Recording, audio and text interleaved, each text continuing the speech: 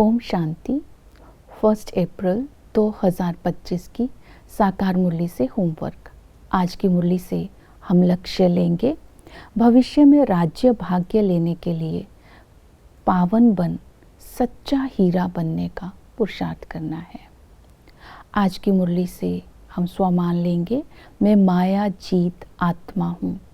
माया जीत आत्मा अर्थात कर्म क्षेत्र पर कर्म करते हुए करावन हार की स्मृति रहे और स्वयं को निमित्त समझना है, अर्थात स्वयं को करणहार समझना है। तो कर्म के बोझ से हल्के रहेंगे, मैंपन से मुक्त रहेंगे, डबल लाइट स्थिति से कर्म करेंगे, सेवा करेंगे, तब हम माया जीत बनते जाएंगे। तो यह स्मृति सारा दिन रहे कि मैं माया जीत आत्मा हूँ। प्रैक्टिकल में आज का होमवर्क रहेगा कि माया जीत जो होता है वो सच्चा हीरा होता है। सच्चा हीरा बनने के लिए हीरे की विशेषता आज सारा दिन बुद्धि में रखेंगे। सच्चा हीरा गर्म नहीं होता है, तो आज क्रोध नहीं करेंगे। सच्चा हीरा जो होता है उसकी चमक कभी कम नहीं होती है।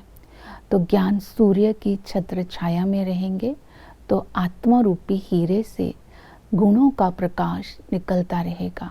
सच्चा हीरा बेदाग होता है। तो किसी भी कर्म बंधन के अधीन हो करके आत्मा पर दाग नहीं लगने देना किसी भी विकर्म का। तो इस तरह आज सारा दिन सच्चा हीरा बन करके रहेंगे।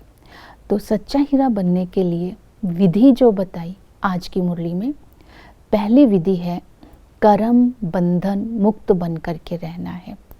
कर्म बंधन मुक्त बनने के लिए अटेंशन देना है। कर्म बंधन कैसे बनते हैं? चोरी करना, झूठ बोलना, किसी को दुख देना, इससे हमारे कर्म बंधन बन जाते हैं। तो कर्म बंधन जब आत्मा हो जाती है तो बंधायमान आत्मा को कर्म बंधनों से मुक्त करने के लिए विकर्मों की जड़ को खत्म करना है। तो उसको खत्म करने की विधि है, पहली विधि है समझदार बनकर हर कर्म करना है। समझदार बनकर हर कर्म करना अर्थात आत्मा का दीपक जगता रहे, इसकी अटेंशन रखनी है। तो कोई भी कर्म बंधन नहीं बनेगा। दूसरी विधि है श्रीमत। श्रेष्ठ कर्मों का आधार है श्रीमत। जब श्रीमत पर हम अमृत वेले से रात तक हर कर्म करेंगे तो कोई भी कर्म बंधन नहीं बनेगा। आत्मा नंबर 1 आ सकती है। तीसरी विधि है त्रिकालदर्शी। त्रिकालदर्शी बन करके जब कर्म करेंगे तो हम मैंपन से भी मुक्त रहेंगे। हर कर्म के आदि मध्य अंत अर्थात उसके रिजल्ट को देख करके कर्म करेंगे तो कोई विकर्म नहीं होगा। चौथी विधि है कंबाइंड स्वरूप से कर्म करना। आप और बाप जब हम बाबा के साथ अपना साथी बना करके रखेंगे, हम इस शरीर का भी सारथी बन करके रहेंगे, तब हम साक्षी होकर के हर कर्म करेंगे तो किसी प्रकार का दाग इस सच्चे हीरे पर नहीं लग सकता। आत्मा कर्म बंधन मुक्त बन जाएगी। दूसरी है श्रीमत का पालन करना। अब बंधन में ना आए आत्मा, इसके लिए श्रीमत का अटेंशन देंगे। श्रीमत है गृहस्थ में भल रहो, उनके साथ रहते हुए अच्छा पुरुषार्थ करना है, अर्थात श्रीमत पर चलकर ऊंच पद पाने का लक्ष्य रखना है। पहली श्रीमत है कि मैनर्स को अच्छा बनाना है। मैनर्स में हमारे चाल चलन, बोल, व्यवहार सब आ जाएगा। फिर है दैवी गुणों को धारण करना है। हमारी कर्मों से जो दिव्यता झलकती है उसको बोलते हैं दैवी गुण। ये दैवी गुण अभी हम धारण करेंगे तो ये 21 जन्म तक हमारे चलते रहेंगे।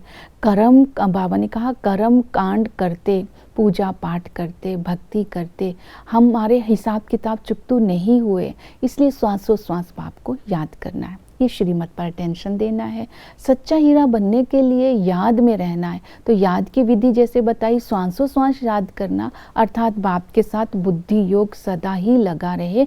बाप के साथ बुद्धि योग तब ही लग सकता है अगर हम बाबा की याद आत्म अभिमानी स्थिति में स्थित होकर के करते हैं।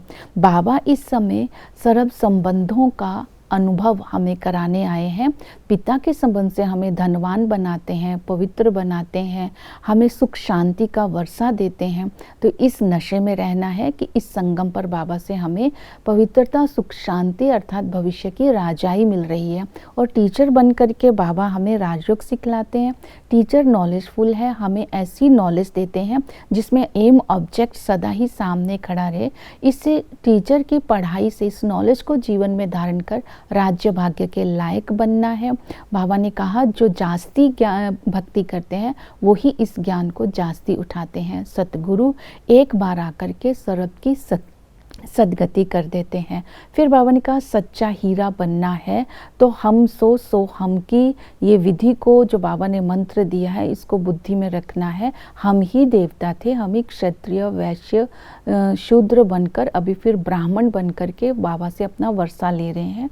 आदि में आदि सनातन देवी देवता धर्म था, संपूर्ण निर्विकारी थे, दैवी गुण वाले थे, वहाँ सच्चा सोना थे, समझदार थे, पूज्य थे। मध्य में 5 विकारों के कारण रावण राज्य आ गया, बेसमझ बन गए। बेसमझ होने के कारण ही आत्मा तमो प्रधान बन गई, कर्म कांड करते भी सीढ़ी नीचे उतरते आए।